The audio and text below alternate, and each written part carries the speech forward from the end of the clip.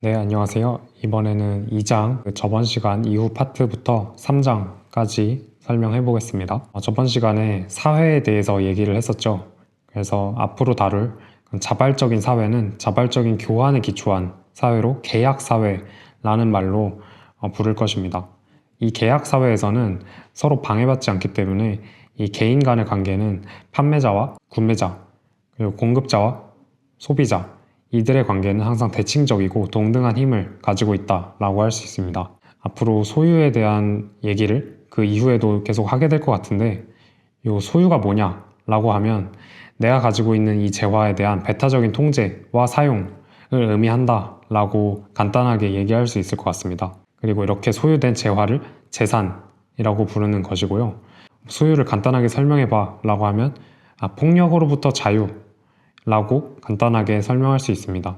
여기서 소유의 대상이 되는 재화, 재산이라고 하는 것은 오직 희소한 수단만이 재산이 될 수 있습니다. 그럼 이제 앞으로 1장에서 고립된 개인이 어떻게 경제활동을 하는지를 얘기를 했었고, 그 이후에 교환, 그리고 분업, 이것들에 대해서 얘기를 해볼 텐데요. 먼저 교환을 하려면 동일 재화만 교환할 경우에는 이것은 자발적 교환의 기초가 없기 때문에 그럴 때는 오직 증여만 가능하고, 이후에 얘기할 그런 서로 다른 재화에 대한 그런 교환 과정에 대해서 계속 얘기를 하겠습니다.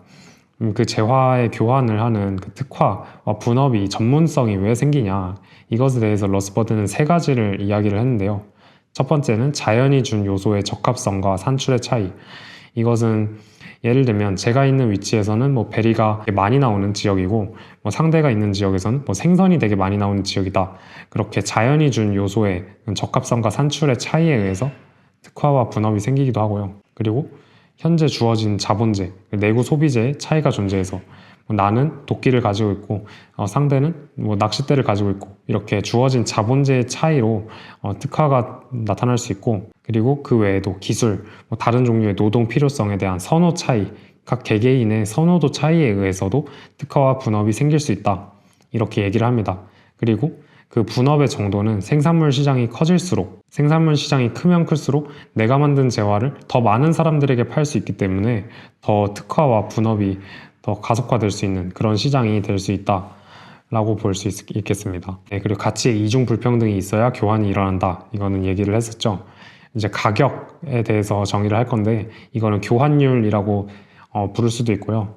다른 재화로 환산한 재화의 가격은 교환의 첫 번째 재화의 양으로 나눈 다른 재화의 양이다 라고 하는데, 이제 이 말이 조금 어려우니까 그냥 쉽게 생각하시면 2마리의 소를 1000개의 베리와 바꾼다 라고 했을 때 여기서 소의 베리 가격은 500베리가 되는 겁니다. 이 소의 베리 가격 외에도 소의 생선 가격, 소의 버터 가격, 이런 식으로 어떤 재화에 대한 다른 재화의 가격이 정해질 것이고요.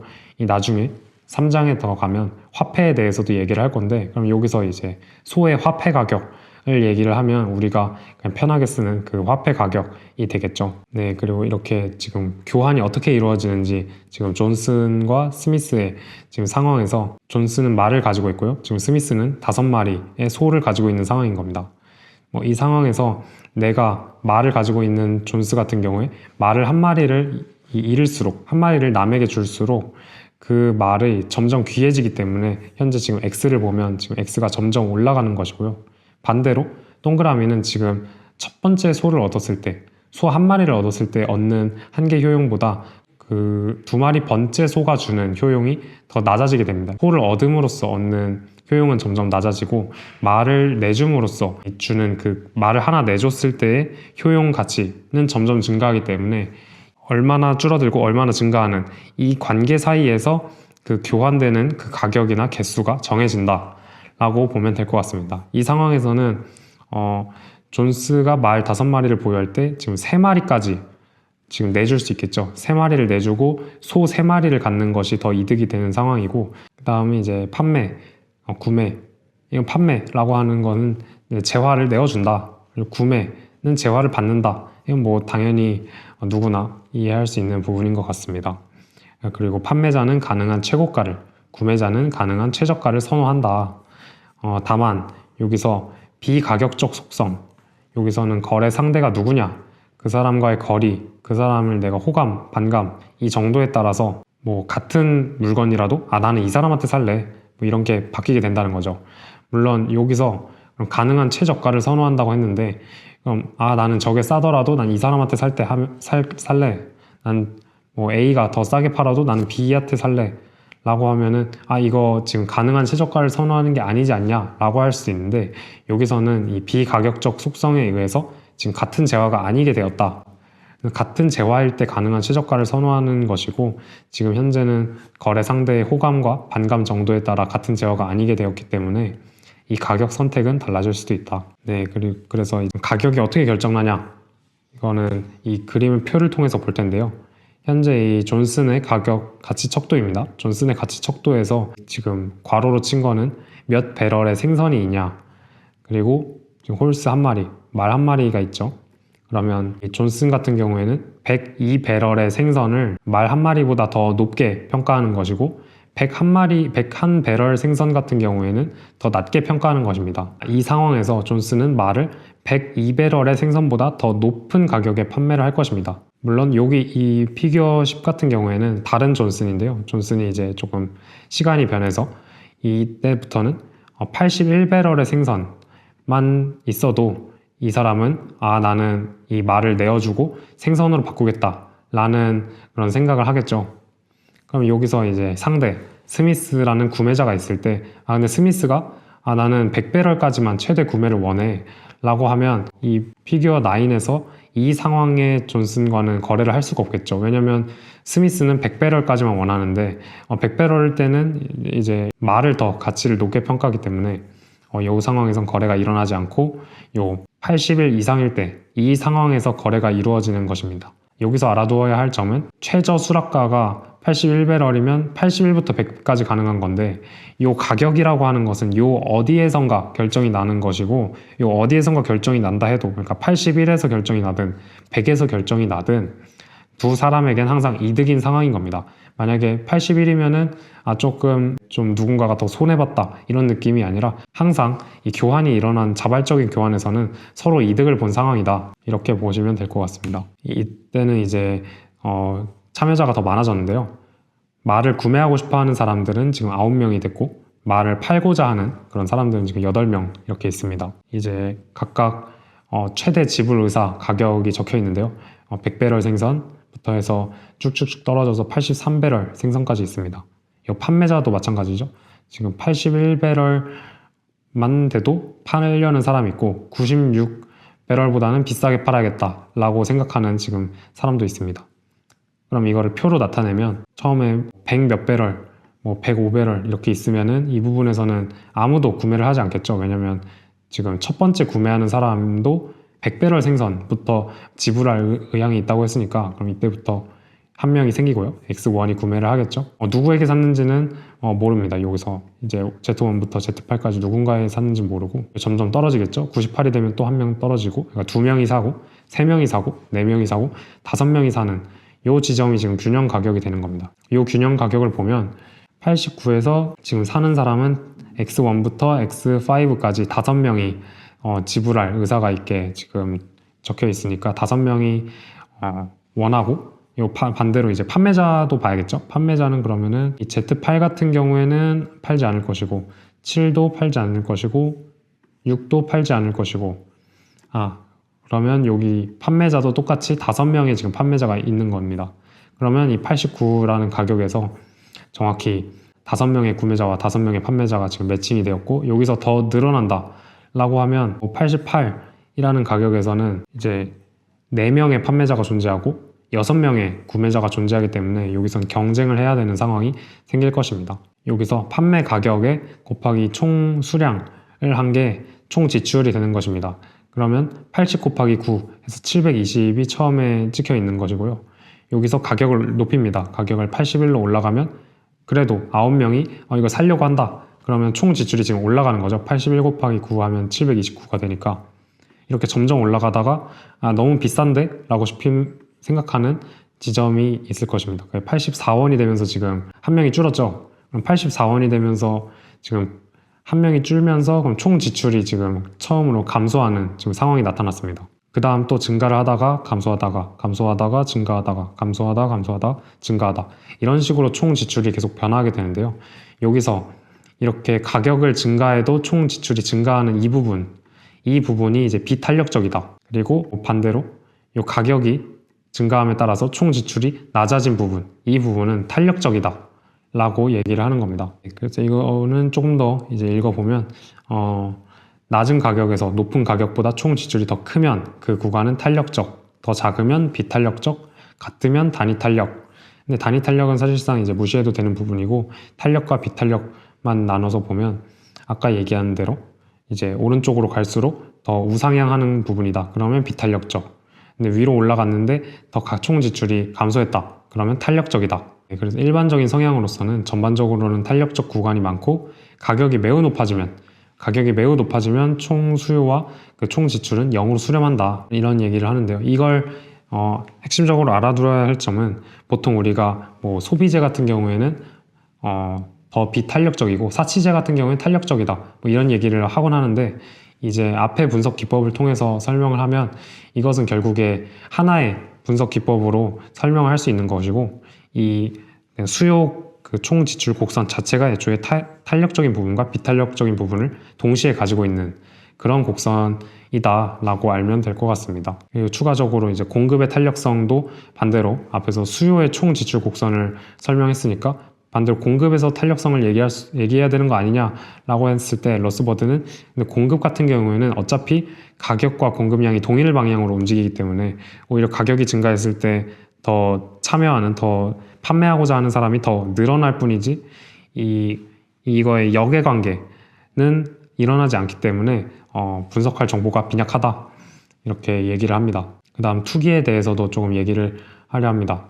요 투기에 대해서 우리가 어떤 재화의 가치를 느낄 때 이것에 직접 사용 가치 측면과 교환 가치 측면에 의해서 재화의 가치가 결정이 나는데, 이 교환 가치라고 하면 더 나은 미래에 이것을 교환하고 다시 더 나은 미래에 교환을 기대하고 재화를 소유하려는 그런 욕구에서 나온다 이렇게 볼 수 있습니다. 그럼 우리가 이 투기라는 것이 추가되었을 때 공급 수요 곡선이 어떻게 변하는지 이것에 대해서 알아보아야 하는데요. 앞에서 판매자는 낮은 가격에 팔지 않고 높은 가격을 항상 기대하고, 그리고 구매자 같은 경우에 그 반대로 낮은 가격에 최대한 구매하고자 하는 그런 수요를 갖습니다. 이것은 모두 마찬가지겠죠. 그럼 여기서 투기적 요소가 추가가 되면 어떻게 되냐? 오히려 이 수요 곡선과 공급 곡선이 더 탄력적으로 변하는 것입니다. 처음에는 이 수요 곡선이 이런 식으로 있었지만 투기적인 요소가 추가가 되면 나는 요 정도 가격만 돼도 사야겠다. 나중에 좀 팔 거니까 뭐 이런 생각을 가지고 이렇게 더 탄력적으로 이 수요 곡선이 변하는 것이고, 공급 곡선도 마찬가지로 이렇게 더 평평해지는, 그러면 이 두 개가 혼합이 되면 이 수요와 공급이 매우 탄력적으로 변해서 특정 균형 가격에서 조금이라도 올라가면 모두가 그 제품을 판매하고, 그리고 특정 가격보다 떨어지면 모두가 그 제품을 사려고 하다 보니까 결국에 균형 가격을 항상 탄력적으로 찾아가게 되는 그런 과정으로 이 수요 공급 곡선이 변화하게 된다라고 볼 수 있습니다. 물론 요 인간 행동들이 중간에 과오를 저질러서 이렇게 균형 가격이 달라질 수도 있는데요. 그럼 이 균형 가격이 달라지더라도 나중에 다시 판매를 할, 직접 사용적인 목적이 아니라 나중에 다시 판매를 하고 뭐 재화를 소유하는 뭐 그런 관계이기 때문에 결국에는 이 균형 가격으로 맞아 들어갈 것이다. 그래서 더 이 부분을 좀 잘 설명하기 위해서는 재고 총 보유 수요 기법을 이용해서 설명하는 게 조금 더 맞는데요. 왜냐하면 앞에서는 구매자와 판매자 이렇게 딱 역할이 구분된 사회였는데, 스포드가 보기에는 이 판매자 역시 그 재화를 수요하고 있는 수요자 중에 한 명이고, 유보 수요가 존재하고, 그리고 판매자는 이 결국에 자기 자신의 물건을 사들이는 그런 수요자다 이렇게 보는 것입니다. 그래서 총 수요는 단순히 교환을 위한 수요가 아니라 유보 수요, 재고 보유를 위한 수요가 추가돼야 된다 이렇게 보는 거죠. 그래서 총 보유 수요는 교환하는 수요, 그러니까 비소유자의 수요와 유보 수요, 소유자인데 이것을 잠시 남겨두는 그런 수요의 합으로서 결정이 나는 것이고, 이 시장의 가격이라고 하면 이 재고와 총 보유 수요가 일치하는 수준에서 결정됩니다. 이 그래프를 통해 보시면은 가격이 80원일 때 80배럴의 생선이라고 하겠습니다. 80배럴의 생선일 때 17마리를 지금 원한다고 합니다. 그런데 총 지금 재고는 8마리밖에 없는 상황이고요. 여기서 이제 가격이 올라감에 따라 몇몇들은 이제 포기를 할 것입니다. 그리고 89배럴의 생선일 때 8마리의 그 말을 수요를 하고 마침 이때 재고가 지금 8마리죠. 그럼 이 상황에서 지금 균형 가격이 결정난다. 이렇게 지금 분석을 하는 것입니다. 재고와 이 보유 수요 이것이 맞는 시점에서 결정이 난다. 그래서 가격이 균형 가격보다 높으면 총 보유 수요가 재고보다 적어서 소유자들이 재화를 처분하려 하고, 가격이 균형 가격보다 낮으면 총 보유 수요가 재고보다 많아 재화를 구매하려는 경쟁이 가격을 올린다. 그래서 재고가 증가하면 가격이 하락하고 재고가 감소하면 가격은 상승한다. 이것을 앞의 그림을 통해서 매우 쉽게 보일 수 있는 부분이었습니다. 3장 간접 교환의 패턴에 대해서 보겠습니다. 이 직접 교환의 한계들에 대해서 조금 볼 수 있었는데요. 이제 1장에서 고립된 개인이 어떻게 행동을 하는지 그것을 분석을 했고, 2장에서는 2명 혹은 다수의 참여자가 존재할 때 어떻게 가격이 결정나는지 이것을 직접 교환, 물물 교환 측면에서 다뤄봤습니다. 하지만 물물 교환은 제약이 많습니다. 일단 욕구의 동시 발생이 기본적인 성립의 전제 조건이어야 하는데요. 내가 어떤 재화를 원하는데, 내가 말을 원하는데 나는 지금 생선이 있고 상대는 생선이 있는데 말을 원하고, 서로 욕구가 동시에 발생해야 되고 심지어 비슷한 지역에서, 비슷한 근거리에서, 비슷한 시기에 발생해야 된다는 그런 특징이 있습니다.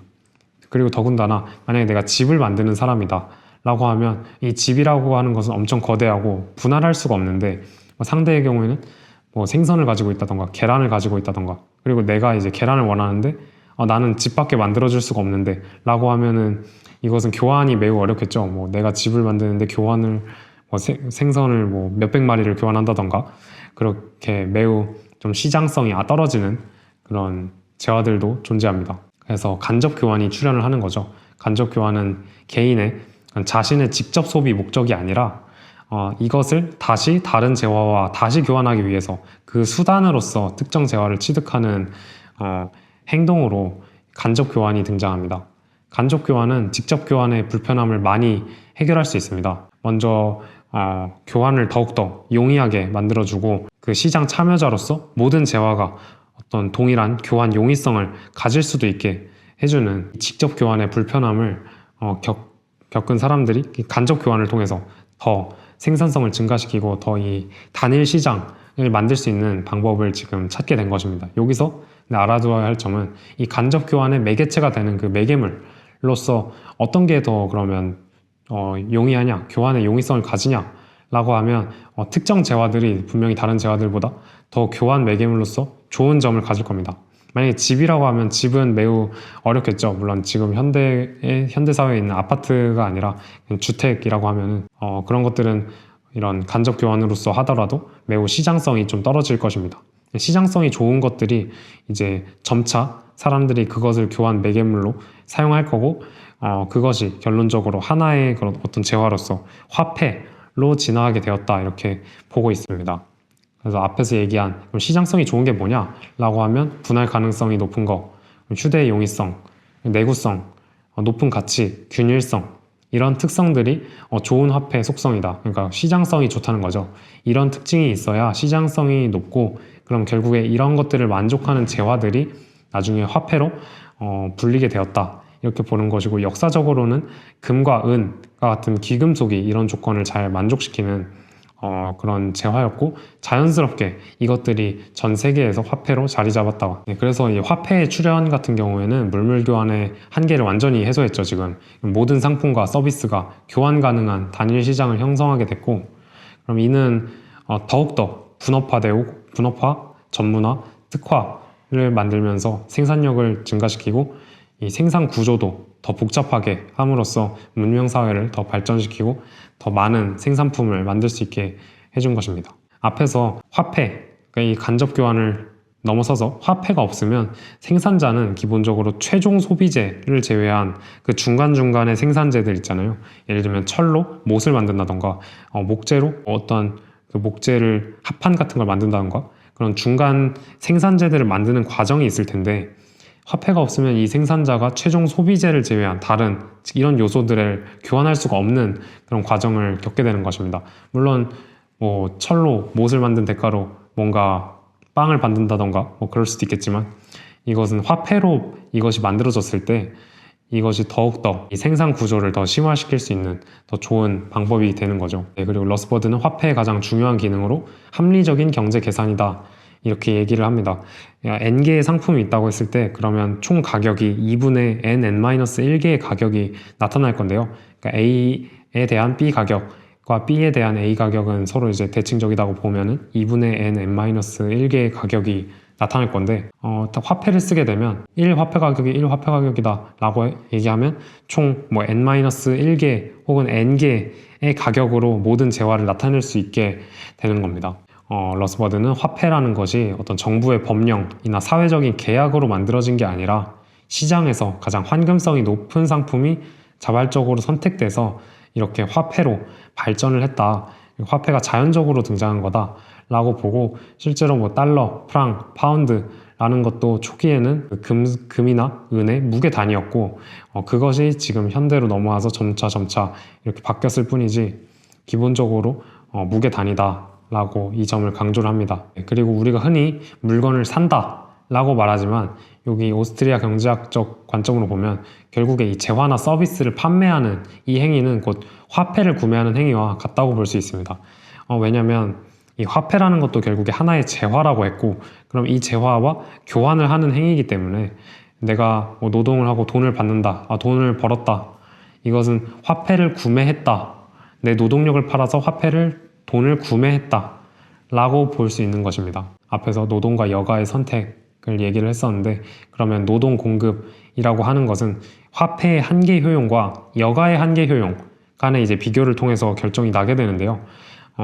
왜 화폐의 한계 효용이 등장하냐? 왜냐면 화폐도 결국에 재화이고, 그러면 내가 100만 원이 있을 때 지금 누군가가 100만 원을 주는 것과 내가 1조가 있을 때 지금 100만 원을 버는 것과 이 100만 원의 어떤 그 효용이 다르겠죠. 왜냐하면 돈도 결국에 지금 재화라고 했기 때문에 화폐를 더 벌면 벌수록 화폐의 한계 효용은 감소하고, 반면에 노동시간이 늘어나서 여가가 줄어들수록 여가의 한계 효용이 증가하기 때문에 이것에 그 맞는 지점에서 노동을 하게 된다, 이렇게 보는 것이고, 만약에 여기서 더 나아가서 그러면은 돈이 많은 사람은 그 화폐의 한계 효용을 더 덜 느끼니까 그 사람들한테 돈을 누진적으로 더 많은 소득세를 걷고, 화폐를 적게 버는 사람은 화폐의 한계 효용을 크게 느끼니까 더 조금 세금을 걷어야 된다, 이렇게 넘어가는, 그렇게 이해하시는 분들이 생길 수도 있는데, 그것은 정말 잘못된 논리고, 이 한계 효용이라고 하는 것은 오로지 개인에게 적용하는 부분이고, 이 개인과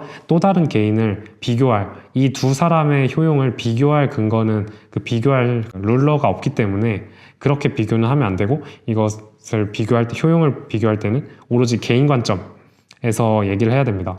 그래서 뭔가 나는 돈을 더 많이 벌고 너는 더 돈을 조금 버니까 내가 느끼는 한계 효용이 더 적을 거다, 이렇게 얘기하는 것은 이것은 잘못된 얘기입니다. 네, 그래서 기업가라고 하는 것은 결국에 싸게 사서 비싸게 파는 이 과정을 통해 이윤을 추구하는 것이고, 이 과정이 자연적으로 이렇게 자발적인 시장 질서를 통해서 이루어지면서 시장 전체의 그 시장 전체의 자원 배분 효율성이 높아지는 것입니다.